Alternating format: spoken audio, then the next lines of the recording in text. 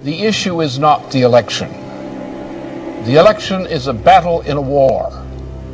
It is not something unto itself. The result of this election in itself is a matter of indifference. It's a question of how the battle is won and lost, which is important. But there's another issue here. There's also an issue of World War III. And World War III is between the British Empire, better known as the Anglo-Dutch liberal banking financial system on the one side, and the principal nations of Eurasia, Russia, China, India, and other nations are the targets of intended warfare by the British Empire, which is already turning Europe into a mere colony of the British Empire through the program of the Lisbon Treaty. If the Lisbon Treaty were adopted, and is being pushed for adoption now, there would not be a single nation on the continent of Europe, west of Belarus and Russia, which had any sovereignty whatsoever. The British Empire would control the entirety of that region of Europe, from Portugal to the borders of Belarus and Russia, as a puppet of the Anglo-Dutch liberal financial interests. It is those interests represented in the United States for a long time have taken over control of the US dollar, control of the United States. Now they're moving in for the kill. The same cartel that put Mussolini into power in Italy, the same cartel that put Hitler into power in Germany. And we're now at the brink of something like a Hitler power taking over the United States. If they grab the United States, then they will grab all of Europe under the Lisbon Treaty.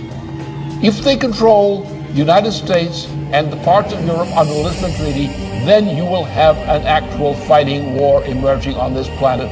You will have dictatorship. You will have mass starvation. The elimination of whole sections of the population of parts of the world through starvation. And that's part of the British program. It's the food war. That's the situation. We're not dealing with an election. We're dealing with whether there is in the United States, in the top layers of society, the moral fitness to survive.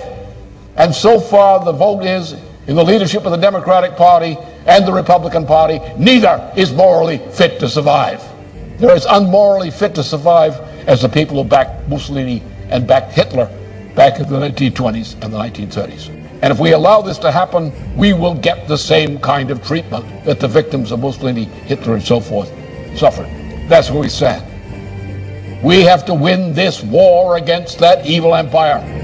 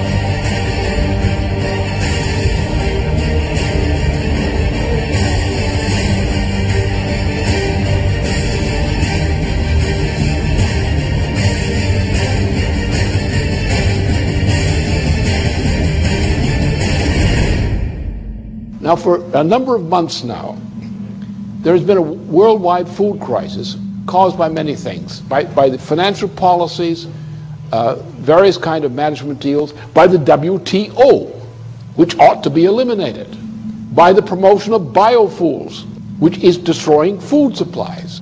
This biofuel program is a gigantic swindle for which there is no possible justification. None.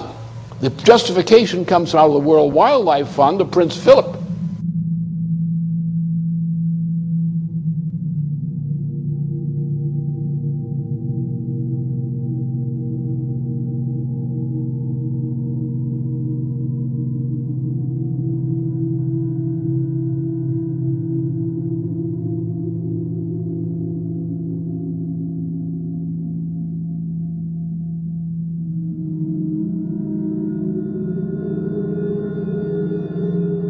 in Zimbabwe, for example. What's the crime? You have an African population in Zimbabwe, which was one of the biggest fighters against the British Empire.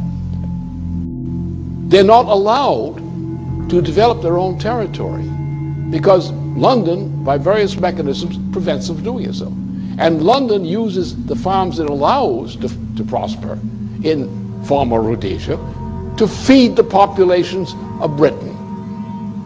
So you have non-African farmers running farms, producing food in Zimbabwe for the edification and fattening of Brits.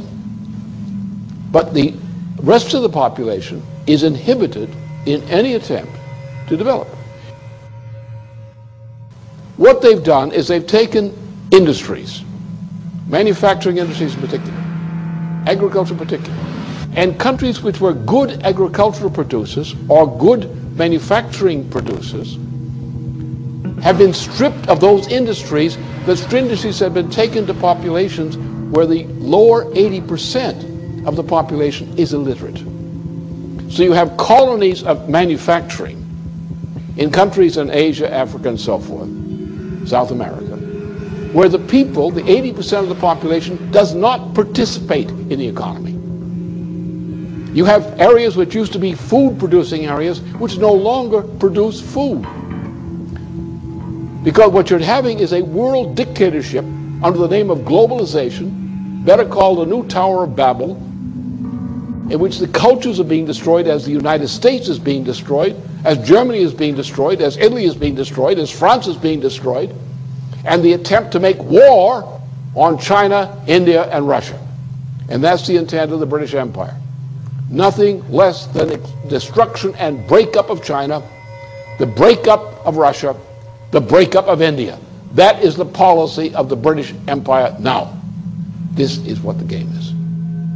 And if this game is not stopped, I can tell you there'll be no planet. But then come back to the food question. If you want to get the American people and other people of other nations up on their hind legs, acting like free people rather than battered slaves, tell them their food for tomorrow morning is not there. That activates popular resistance more than anything else. We are now in such a situation. For many parts of the world, the lack of food is an immediate reality. There is a growing explosion throughout much of the world over this food shortage issue. The rate of food shortage is increasing because the stocking from various food stores, annual stores, has been already delivered, and there's not enough. So as the fact of the empty warehouses and equivalent forms of supplies, as these things go down without food, the food crisis is going to accelerate. And you're going to have not only other parts of the world, but also American citizens who are now faced with the threat of death by food shortages. So therefore, the issue here is not the election result. The issue is not the president. Obama is not competent to be a president. There's none of the makings of competence. They don't want Obama. They just want to use him to destroy Hillary Clinton. That's all. Once they destroy Hillary Clinton, they'll get rid of Obama. That's their intention. And their intention is to bring in a fascist regime in the United States, a presidency which will be in effect a fascist regime, which will cooperate with the British and bring the United States into alliance with the United Kingdom or the Anglo-Dutch liberals. Not all Brits are for this, by the way. And with a Europe, or Western and Central Europe, taken over by this same imperial power. An imperial power whose intention is to go to war against Russia, China, India, and other countries using nuclear power. That's the intention. We're now in a point where a revolutionary movement, or the makings of it, is building up around the food issue. And therefore, those who triumphed yesterday are not going to continue to triumph for long. The result is either we win and restore the kind of government we require in various nations and among nations, or this world is going to go into hell because the crisis won't quit. The people will die of hunger. They will die in increasing numbers. They will kill for food. The structure of society will be destroyed in the fight over food, which is not there. Therefore, either we win this fight against this evil, or there won't be anything to fight for.